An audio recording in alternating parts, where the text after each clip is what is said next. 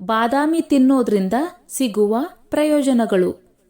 ಬಾದಾಮಿಯನ್ನು ತಿನ್ನೋದ್ರಿಂದ ಯಾವೆಲ್ಲ ಆರೋಗ್ಯ ಪ್ರಯೋಜನಗಳಿವೆ, ಯಾರೆಲ್ಲ ಇದನ್ನು ತಿನ್ನಬಹುದು ಎನ್ನುವುದು ತಿಳಿಯೋಣ.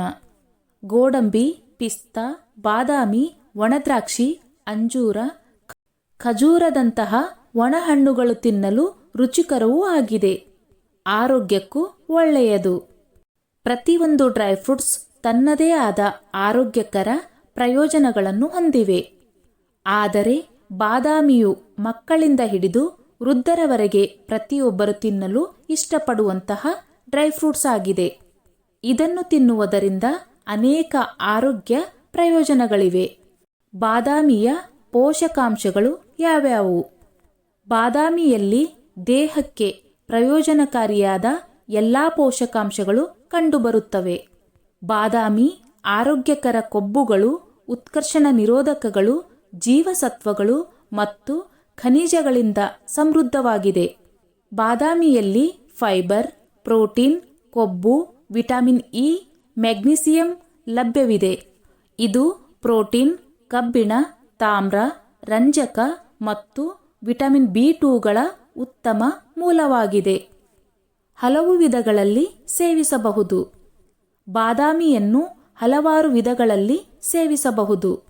ಬಾದಾಮಿಯನ್ನು ಹಸಿಯಾಗಿ, ಹುರಿದು, ನೆನೆಸಿ ಅಥವಾ ಸಿಹಿ ಅಥವಾ ಖಾರದ ಪದಾರ್ಥಗಳಲ್ಲಿ ಸೇರಿಸಿ ತಿನ್ನುತ್ತಾರೆ.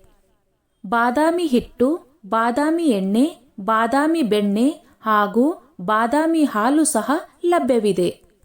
ಒಟ್ಟಾರೆಯಾಗಿ ಹೇಳುವುದಾದರೆ, ನೀವು ಬಾದಾಮಿಯನ್ನು ಯಾವ ರೀತಿಯಲ್ಲಿ ತಿನ್ನುತ್ತೀರೋ ಅದು ನಿಮಗೆ ಪ್ರಯೋಜನವನ್ನು ನೀಡುತ್ತದೆ. ಬಾದಾಮಿ ರಕ್ತದಲ್ಲಿನ ಸಕ್ಕರೆ ಮಟ್ಟವನ್ನು ಕಡಿಮೆ ಮಾಡುತ್ತದೆ. ಬಾದಾಮಿಯಲ್ಲಿ ಕಾರ್ಬೋಹೈಡ್ರೇಟ್ಗಳು ಕಡಿಮೆಯಾದರೆ ಆರೋಗ್ಯಕರ ಕೊಬ್ಬುಗಳು, ಪ್ರೋಟೀನ್ ಮತ್ತು ಫೈಬರ್ನಲ್ಲಿ ಹೆಚ್ಚಿನ ಪ್ರಮಾಣದಲ್ಲಿರುತ್ತವೆ. ಈ ಕಾರಣದಿಂದಾಗಿ ಮಧುಮೇಹ ರೋಗಿಗಳಿಗೆ ಬಾದಾಮಿ ಉತ್ತಮ ಆಯ್ಕೆಯಾಗಿದೆ. ಬಹುಮುಖ್ಯವಾಗಿ ಇದು ಮೆಗ್ನೀಸಿಯಂನಲ್ಲಿ ಸಮೃದ್ಧವಾಗಿದೆ ಮತ್ತು ಈ ಪೋಷಕಾಂಶವು ರಕ್ತದಲ್ಲಿನ ಸಕ್ಕರೆ ಮಟ್ಟವನ್ನು ನಿಯಂತ್ರಿಸುತ್ತದೆ. ಅಷ್ಟೇ ಅಲ್ಲ, ಈ ಅಂಶ ಇನ್ಸುಲಿನ್ ಕಾರ್ಯವನ್ನು ಸುಧಾರಿಸುತ್ತದೆ, ರಕ್ತದೊತ್ತಡವನ್ನು ನಿಯಂತ್ರಣದಲ್ಲಿಡುತ್ತದೆ.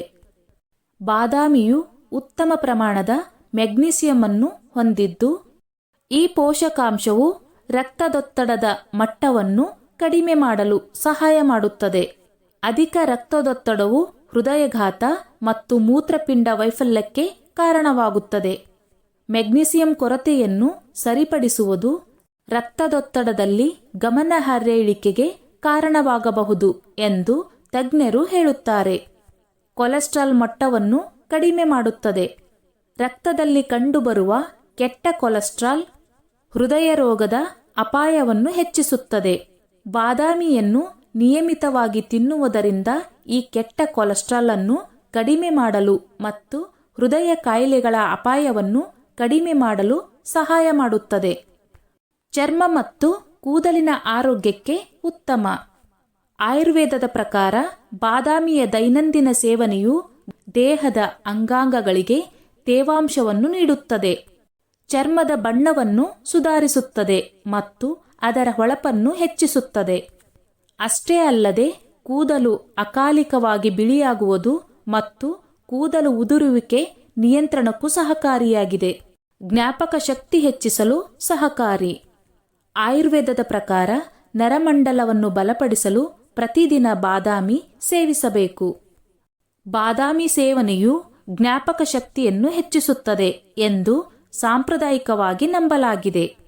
ನೆನೆಸಿಟ್ಟ ಬಾದಾಮಿಗಳ ಸೇವನೆಯಿಂದ ಪಡೆಯಬಹುದಾದ ಆರೋಗ್ಯಕರ ಪ್ರಯೋಜನಗಳು. ಬಾದಾಮಿಯನ್ನು ಒಣಗಿದ್ದಾಗ ಸೇವಿಸುವುದಕ್ಕಿಂತ ನೆನೆಸಿಟ್ಟು ಸೇವಿಸಿದಾಗ ಜೀರ್ಣಿಸಿಕೊಳ್ಳುವುದು ಸುಲಭ. ನೆನೆಸಿಟ್ಟ ಬಾದಾಮಿ ಜೀರ್ಣಕ್ರಿಯೆಯನ್ನು ಉತ್ತೇಜಿಸುತ್ತದೆ. ಅಲ್ಲದೆ ಪೋಷಕಾಂಶಗಳನ್ನು ಹೀರಿಕೊಳ್ಳಲು ಹೆಚ್ಚಿನ ಸಹಾಯ ಸಿಗುತ್ತದೆ. ಈ ಪೋಷಕಾಂಶಗಳು ಜೀರ್ಣಕ್ರಿಯೆಯನ್ನು ಉತ್ತೇಜಿಸುವ ಕಿಣ್ವಗಳ ಉತ್ಪಾದನೆಗೆ ಪ್ರಚೋದನೆ ನೀಡುತ್ತವೆ. ಪರಿಣಾಮವಾಗಿ ಜೀರ್ಣಕ್ರಿಯೆ ಸುಲಭ ಮತ್ತು ಪರಿಪೂರ್ಣವಾಗುತ್ತದೆ. ಬಾದಾಮಿ ಹಾಲು ಕುಡಿಯುವುದರಿಂದ ಸಿಗುವ ಲಾಭಗಳು. ನೀವು ಮಧುಮೇಹದಿಂದ ಬಳಲುತ್ತಿದ್ದರೆ ಹಾಲಿನ ಬದಲಾಗಿ ನೀವು ಬಾದಾಮಿ ಹಾಲನ್ನು ಸೇವಿಸುವುದು ಉತ್ತಮ. ಏಕೆಂದರೆ ಇದರಲ್ಲಿ ಸಕ್ಕರೆ ಅಂಶ ತುಂಬ ಕಡಿಮೆ ಇರುತ್ತದೆ. ಬಾದಾಮಿ ಹಾಲಿನಲ್ಲಿ ವಿಟಮಿನ್ ಡಿ ಸಮೃದ್ಧವಾಗಿದ್ದು ಇದು ಹೃದಯ ಕಾರ್ಯ, ಮೂಳೆಯ ಆರೋಗ್ಯ ಮತ್ತು ರೋಗ ನಿರೋಧಕ ಶಕ್ತಿಯನ್ನು ಬಲಪಡಿಸುತ್ತದೆ. ಹೀಗಾಗಿ ದೇಹದ ಆರೋಗ್ಯಕ್ಕೆ ಬಾದಾಮಿ ಹಾಲು ಉತ್ತಮ ಆಯ್ಕೆಯಾಗಿದೆ. ಸ್ನೇಹಿತರೆ, ಈ ನನ್ನ ಮಾಹಿತಿ ನಿಮಗೆ ಇಷ್ಟವಾಗಿದ್ದಲ್ಲಿ ದಯವಿಟ್ಟು ಶೇರ್ ಮಾಡಿ, ಲೈಕ್ ಮಾಡಿ ಮತ್ತು ಸಬ್ಸ್ಕ್ರೈಬ್ ಮಾಡಿ.